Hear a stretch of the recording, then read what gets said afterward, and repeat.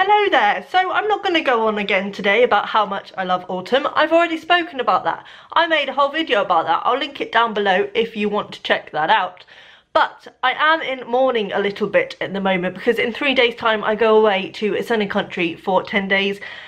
And as lovely as that is, you know, I'm not moaning the fact that I'm going away. It's really nice that I'm going away and I'm looking forward to it. But I'm kind of in hibernation mode, so I'm really enjoying the blankets and the scarves. I went out with a coat the other day for the first time and got uber excited about that. I've been wearing my wintry boots. Like, I'm just loving the season, and now I'm going to go away to somewhere that is hot and where I can't wear jumpers. You know, I did try and pack some and my boyfriend told me no. So I thought, in an attempt to just hold on to the autumnal love, I would do the full tag, which I saw Vanessa do over at the channel Chbosky. I will link the original of this down below and also Vanessa's video because that's where I got my inspiration from. And as you will know, if you've been here a while, I'll be looking down here at the questions because I do not prepare for things. So, number 1, in fall the air is crisp and clear. Name a book with a vivid setting. For this, I have chosen Sufficient Grace by Amy Espeseth. I've spoken about this a few times now. I got it in the Moth box at the beginning of the year, and it is just a really atmospheric read. Even the parts that are done in the summertime have this kind of spooky-esque, chilling kind of element to them. And as the cover would suggest, I think this is quite a good cover for an autumnal read, actually. It's kind of really based in nature, and it looks at the seasons and the way they impact the nature, and yeah, the setting is just really strong in this one. Number 2, nature is beautiful but also dying. Name a book that is beautifully written but also deals with a heavy topic like loss or grief.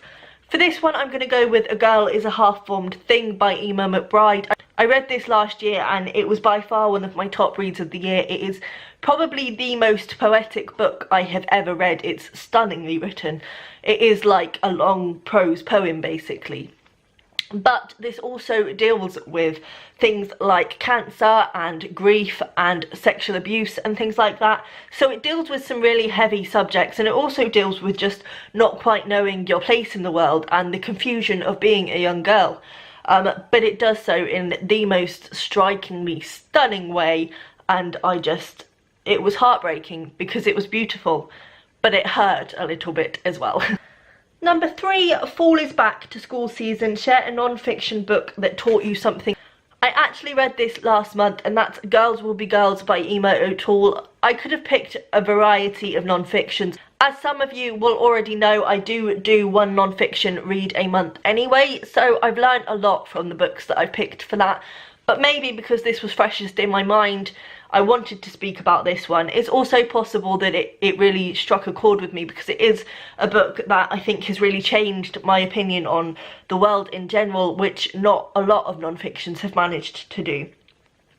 This is phenomenal. It looks at what it is to be female and society's sort of constructs of gender and things like that, and I would just urge anyone to read it. If you want to know my thoughts in depth, you can check out my latest wrap-up for that one.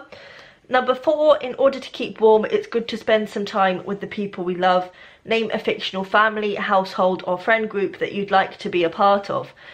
I'm not gonna lie, I haven't picked anything for this because I don't read happy books. I don't read books that are kind of comfortable and cozy. I don't read books about happy families. There are probably some, if I really racked my brain, I could probably come up with some. Certainly kids' books and things like that I've read have got nice families in them. But off the top of my head, I think to be realistic to my reading tastes, there's none that I would actually like to be involved in. The families and friendships that I read about are quite harmful and damaging and frankly worrying in some cases. I don't think I would like to be involved in that situation. So probably not. I could instead switch it around and do a family that I wouldn't like to be involved in, and that is The Family from Geek Love by Catherine Dunn, because who would want to be part of that? But yeah, other than that, I don't really have an answer for that question. Number 5, the colourful leaves are piling up on the ground. Show us a pile of full coloured spines. I picked up a few things for this. I haven't read this yet, but I've got David Mitchell's Ghost Written, which is like the most autumnal cover I've ever seen, and I didn't even realise this until I picked it up for a blog post I did the other day. It's literally got leaves falling off the trees. So yeah, that's pretty autumnal. And obviously I think everyone's probably going to go for this one, Ali Smith's Autumn, because that naked hardcover is just autumn in a colour, frankly. And I've also picked up Bradbury's Fahrenheit 451 because I think the yellow and orange on the cover is very autumnal. And finally, I've got The Girl Who Circumnavigated Fairyland in a Ship of Her Own Making by Catherine M. Valente, which has got a lovely kind of orangey red spine on there, which I think goes quite nicely. And that reminds me that I need to carry on with that series because I have not. Then is number 6, fall is the perfect time for some storytelling by the fireside. Share a book where someone is telling a story. I didn't really know if this one counts, but I've gone with The Perks of Being a Wallflower by Stephen Chbosky because Charlie in this book is writing his life story basically to an unknown person. So it is in a way him telling a story. Other than that, I couldn't really think of anything. Vanessa said Frankenstein, which is a good one, but other than that I don't really read stories that are people telling stories. I find it quite a convoluted storytelling method, but this kind of counts because, as I say, it is technically Charlie telling his story to somebody else. Then number 7, the nights are getting darker, share a dark, creepy read. For this one, I don't have a physical book because I got this out from the library, but I'm going to say Bird Box by Josh Malerman.